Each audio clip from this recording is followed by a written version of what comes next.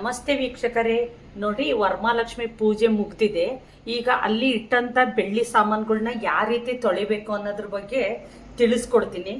ಅದಕ್ಕೋಸ್ಕರ ನೋಡ್ರಿ ಬೆಳ್ಳಿ ತಂಗೆ ತೊಳಿತೀನಿ. ಮೊದಲಿಗೆ ಅದಕ್ಕೆ ಕೋಲ್ಗೇಟ್ ತಗೊಂಡಿದ್ದೀನಿ. ಒಂದು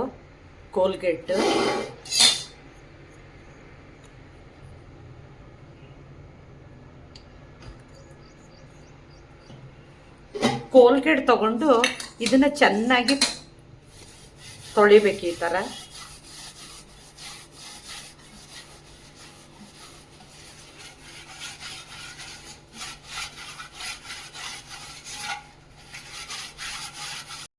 ನೋಡಿ ವೀಕ್ಷಕರೇ, ಈ ತರ ಚೆನ್ನಾಗಿ ತಿಕ್ಕೋಬೇಕು.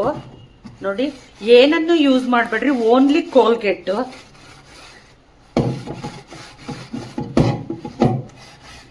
ಏನನ್ನು ಯೂಸ್ ಮಾಡಬೇಡ್ರಿ, ಕೋಲ್ಗೇಟ್ ಅಲ್ಲಿ ಚೆನ್ನಾಗಿ ತಿಕ್ಕೋಬೇಕು.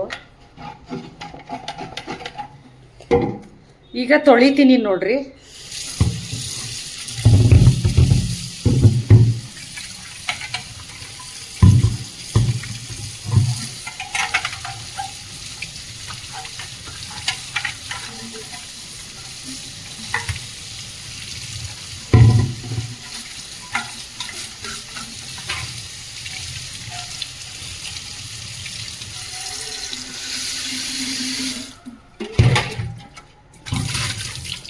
ನೋಡ್ರಿ, ಈ ರೀತಿ ತೊಳ್ಕೊಳ್ಬೇಕು.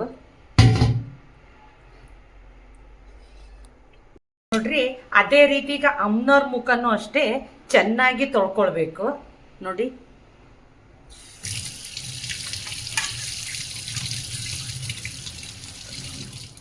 ಅದನ್ನು ಅಷ್ಟೇ ಕೋಲ್ಗೇಟ್ ಇಂದ ಚೆನ್ನಾಗಿ ತಿಕ್ಕಿ ತೊಳಿಬೇಕು.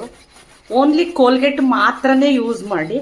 ಅದೇ ರೀತಿ ಎಲ್ಲಾ ವಿಗ್ರಹಗಳನ್ನು ಅದೇ ರೀತಿ ತೊಳ್ಕೊಳ್ಳಿ ಕೋಲ್ಗೇಟಿನಿಂದ. ನೋಡಿ ವೀಕ್ಷಕರೇ, ಕೋಲ್ಗೇಟ್ ಸಹಾಯದಿಂದ ಎಲ್ಲವನ್ನು ತಿಕ್ಕಿ ತೊಳೆದಿಟ್ಟಿದ್ದೀನಿ. ನೋಡಿ, ಎಲ್ಲ ಶುಭ್ರವಾಗಿ ತೊಳೆದಿಟ್ಟಿದ್ದೀನಿ. ಇದನ್ನೀಗ ಒಂದು ಬಿಳಿ ಒಣ ಬಟ್ಟೆಯಲ್ಲಿ ಒರೆಸ್ಬೇಕಾಗುತ್ತೆ. ನೋಡಿ ವೀಕ್ಷಕರೇ, ಚೆನ್ನಾಗಿ ತೊಳೆದಿಟ್ಕೊಂಡಿನಿ. ಈಗೊಂದು ಬಿಳಿ ಬಟ್ಟೆಯಿಂದ ಇದನ್ನ ಒರೆಸ್ಕೋಬೇಕು. ಈ ತರ ನೋಡಿ, ಈ ತರ ನೀಟಾಗಿ ಅಮ್ಮನವ್ರ ಮುಖ ಒರೆಸ್ಕೋಬೇಕು. ಒಂದು ಸ್ವಲ್ಪನೂ ನೀರಿರಬಾರ್ದು.